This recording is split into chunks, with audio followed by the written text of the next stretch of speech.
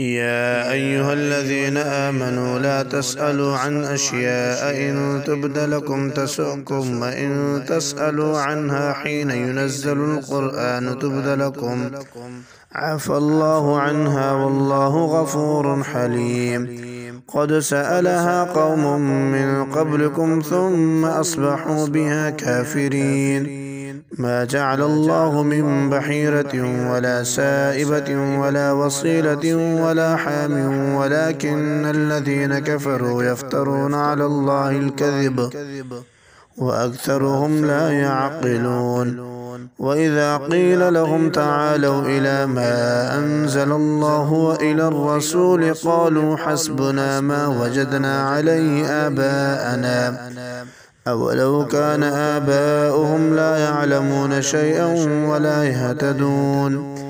يا أيها الذين آمنوا عليكم أنفسكم لا يضركم من ضل إذا اهتديتم إلى الله مرجعكم جميعا فينبئكم بما كنتم تعملون.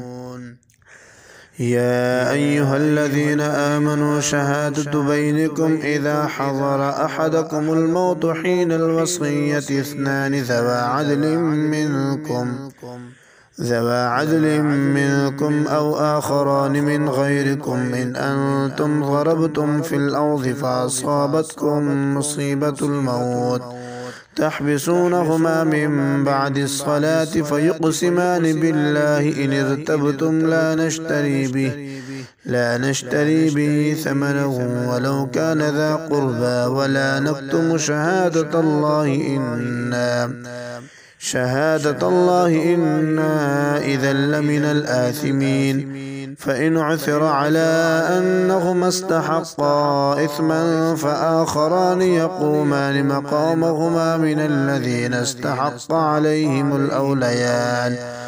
عليهم الأوليان فيقسمان بالله لشهادتنا أحق من شهادتهما وما اعتدينا إنا إذا لمن الظالمين.